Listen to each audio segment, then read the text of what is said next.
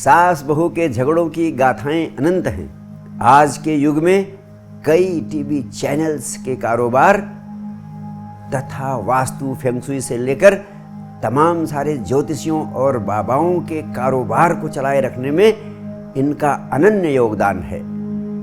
राजा हो या रंक, इनके झगड़े सर्वत्र व्याप्त हैं। इंदिरा गांधी जैसी ताकतवर प्रधानमंत्री से लेकर ब्रिटेन के राजघराने तक इनके झगड़ों के किस्से प्रचलित हैं। और इन दोनों के बीच फंसा हुआ बेचारा पति किधर जाए, कैसे जान बचाए, इधर कुआं उधर खाई। वास्तव में इस झगड़े का मूल कारण मां के मनोविज्ञान में निहित है। निस्संदेह माताएं अपने बेटों को अपार प्रेम करती हैं। वही बेटा जब किसी दूसरी स्त्री के प्रेम में पड़ जाता है तो माताएं इसे बर्दाश्त नहीं कर पाती। उस बेटे को किसी दूसरी स्त्री के साथ शेयर करना मां के लिए बहुत भारी पड़ता है। ऐसी स्थिति में मां के हृदय में अपार पीड़ा का होना स्वाभाविक है। वास्तव में जो बच्चे अपनी मां के अतिशय प्रेम से घिर जाते हैं वह पूरी जिंदगी किसी दूसरी स्त्री को सच्चे अर्थों में प्रेम कर ही नहीं पाते हैं। अगर किसी स्त्री से उन्हें प्रेम हो भी जाता है, ऐसा व्यक्ति हमेशा अपनी स्त्री की तुलना अपनी मां से करता रहता है। उसके अनुसार सब कुछ वैसा ही करना चाहिए जैसे मां करती थी, वरना सब कुछ गलत हो जाता है। और इसी वजह से घर में होता है कलह और संघर्ष। मेरा मानना है कि हर पति को अपनी पत्नी को खूब प्यार करना चाहिए और उसकी हर बात ध्यान से सुननी चाहिए। ऐसा करने में किसी प्रकार की अनहोनी नहीं है, यह बहुत स्वाभाविक है। वास्तव में प्रकृति चाहती है कि हर बेटा किसी दूसरी स्त्री को अवश्य प्यार करे, तभी मनुष्य जीवन विकसित हो सकता है, मनुष्य जीवन आगे बढ़ सकता है, तभी प्रकृति अपनी सृष्टि रचना के कार्य को आगे बढ़ा सकती है, अन्यथा नहीं।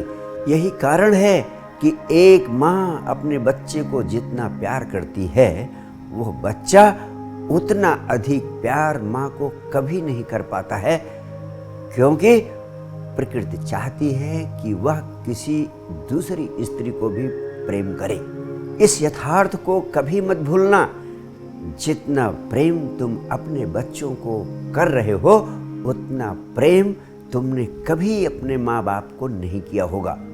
और तुम्हारे बच्चे भी अपने बच्चों को जितना प्रेम करेंगे उतना प्रेम वह तुम्हें कभी नहीं कर सकेंगे। यह प्रकृति की अनिवार्य व्यवस्था है। इस प्रकार सास बहू में कलह अत्यंत स्वाभाविक है और जैविक प्रक्रिया का अत्यंत अनिवार्य परिणाम है। इस संबंध में सबसे पहली महत्वपूर्ण बात है कि पीढ़ियों के फर्क को दोनों पक्षों को गंभीरता से समझना चाहिए। सास के लिए यह जरूरी है कि वह अपनी परंपराओं को, अपने मूल्यों को, मान्यताओं को अपनी बहू पर थोपने का प्रयास न करे। इस सत्य को कभी नहीं भूलना चाहिए कि जैसे आप रहते रहे हैं आपके बच्चे ठीक वैसे ही नहीं रहेंगे। इसी प्रकार बहू को भी पुरानी पीढ़ी के लोगों की सोच की सीमाओं को समझना चाहिए और उसको समझते हुए फ्लेक्सिबल रहने का प्रयास करना चाहिए। यदि सास यह कभी ना भूले कि वह भी कभी बहू थी और अपने सास से उसकी कुछ अपेक्षाएं थी, ठीक वैसी ही अपेक्षाएं उसकी बहू की भी हो सकती हैं, तो उसके दृष्टिकोण में, उसकी सोच में, उसके व्यवहार में बहुत फर्क पड़ेगा। इसी प्रकार बहू भी याद रखे कि वह भी कल सास बनेगी और उसकी भी कुछ अपेक्षाएं अपनी बहू से होंगी। ठीक वैसे ही अपेक्षाएं उसकी सास की आज अपने बहू से हो सकती है, तो उसकी भी सोच में, उसके भी व्यवहार में बहुत फर्क पड़ेगा। इस झगड़े को रोकने में ज़्यादा जिम्मेदारी सास की है। वह अधिक अनुभवी है, अधिक प्रौढ़ है। उसे अपनी पसंद और अपने रीति रिवाजों को तत्काल अपनी बहू के ऊपर थोपना नहीं शुरू कर देना चाहिए। उसे सांस लेने का मौका देना चाहिए। क्या आपने कभी सोचा कि सास की छवि जितना दुष्टतापूर्ण चित्रित की गई है उतना ससुर की कभी नहीं की गई? इसका एक ही कारण है कि बाप अपने बेटे की निजी जिंदगी में उतना अधिक कभी नहीं उलझता जितना उसकी माँ उलझती है। आप हैरान होंगे यह जानकर कि भारतीय सांस्कृतिक व्यवस्था में इस समस्या का जितना शक्तिशाली समाधान उपलब्ध कराया गया है उतना दुनिया में कहीं भी नहीं। भारतीय जीवन 4 चरणों में बटा हुआ था: ब्रह्मचर्य, गृहस्थ, वानप्रस्थ और सन्यास। जब बेटे का विवाह होता था तो अधेड़ उम्र के माँ बाप वानप्रस्थ की प्रक्रिया में लग जाते थे। वानप्रस्थ का अर्थ है वन की ओर मुंह कर लेना, जंगल की ओर मुंह कर लेना। वानप्रस्थ अवस्था में माँ बाप आत्म विकास के लिए ध्यान और योग जैसी गतिविधियों में रस लेने लगते थे। इसका स्वाभाविक परिणाम होता था उनके जीवन में प्रसन्नता और आनंद की तरंग पैदा होने लगती थी। यही कारण था कि उनके भीतर एक तृप्ति का भाव आने लगता और ऐसी अवस्था में किसी प्रकार की कलह या किसी प्रकार के झगड़े की संभावना ही नहीं की जा सकती। मेरा मानना है कि बेटे के विवाह के बाद हर माँ बाप को अपना नया जीवन शुरू कर देना चाहिए।